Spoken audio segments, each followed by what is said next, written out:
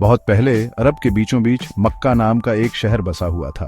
ये कोई आम शहर नहीं था, ये एक पवित्र जगह थी। चारों तरफ से लोग मक्का की यात्रा करते थे, उनके दिल श्रद्धा से भरे होते थे। शहर के बीचों बीच काबा था, एक घन के आकार का ढांचा जो काले कपड़े से ढका हुआ था।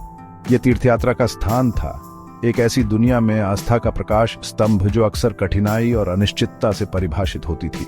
लेकिन उन दिनों जो धर्म प्रैक्टिस किया जाता था वो आज हम जिस इस्लाम को जानते हैं उससे बहुत अलग था। मक्का के लोग बहुदेववादी थे, वे कई देवताओं में विश्वास करते थे।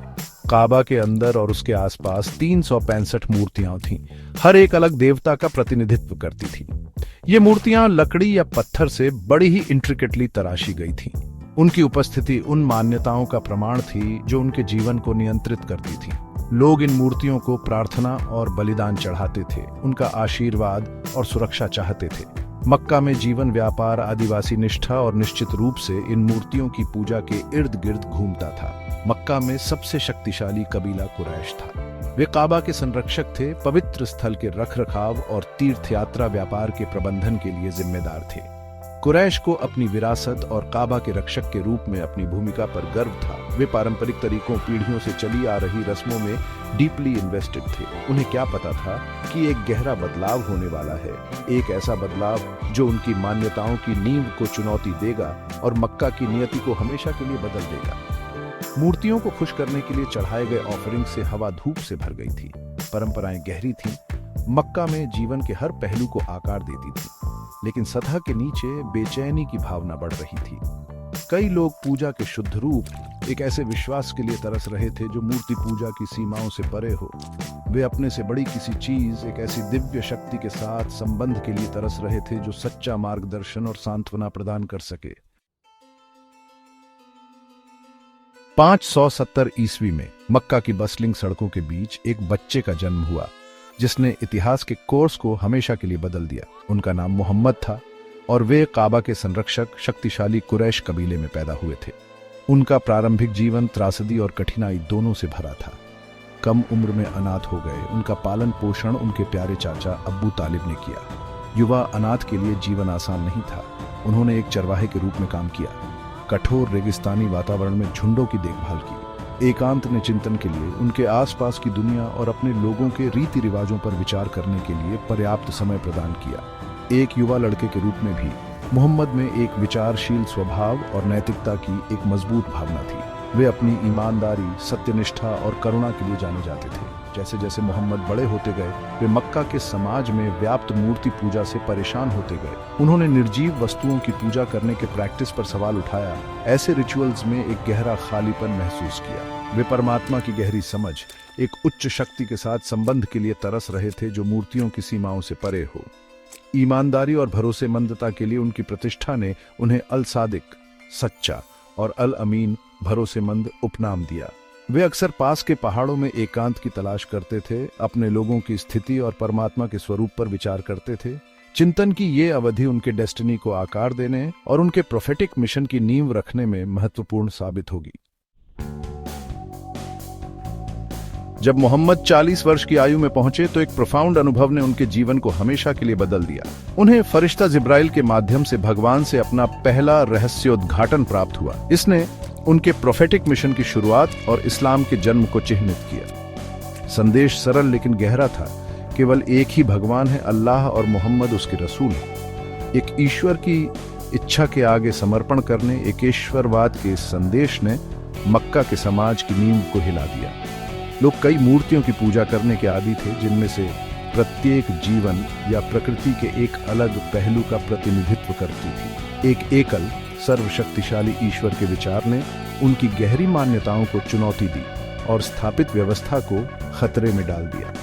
मोहम्मद ने खुलेआम इस्लाम का संदेश देना शुरू कर दिया, अपने लोगों से मूर्ति पूजा को त्यागने और एक सच्चे ईश्वर की पूजा को अपनाने का आह्वान किया।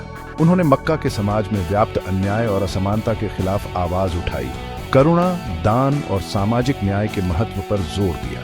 कुरैश, जो लंबे समय से तीर्थयात्रा व्यापार और मूर्तियों की पूजा से लाभान्वित होते थे, विशेष रूप से मोहम्मद के संदेश के प्रतिरोधी थे।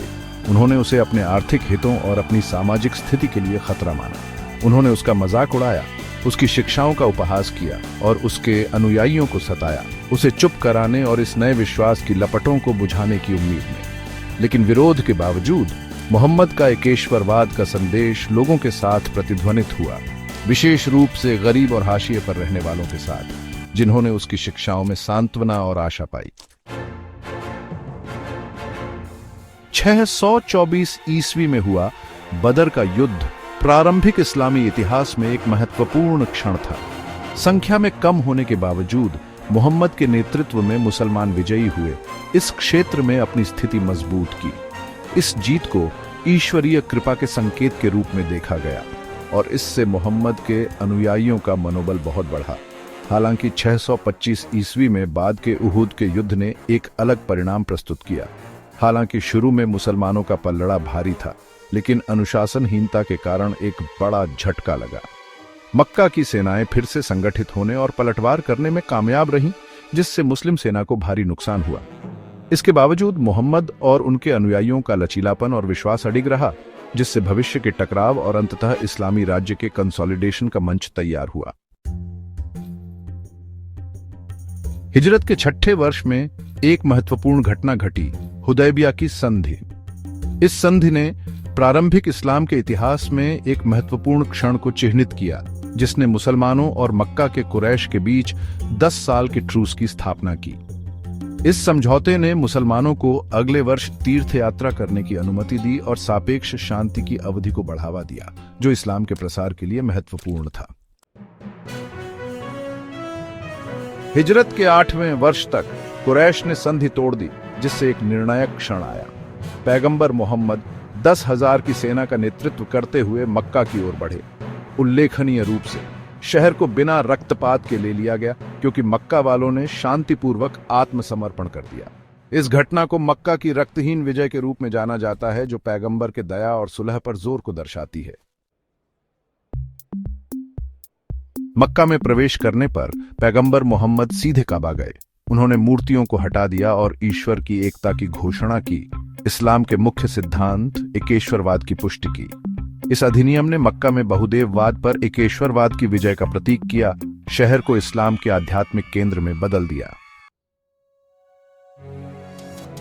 मक्का का महत्व आज भी बना हुआ है, पैगंबर मोहम्मद के जन्म स्थान के रूप में और काबा के स्थान के रूप में, जो इस्लाम का सबसे पवित्र तीर्थ स्थल है। हर साल दुनिया भर से लाखों मुसलमान हज यात्रा करते हैं, अपने विश्वास और एकता की फिर से पुष्टि करते हैं। मक्का आध्यात्मिक भक्ति और पैगंबर मोहम्मद के मिशन की स्थायी विरासत का प्रतीक बना हुआ है।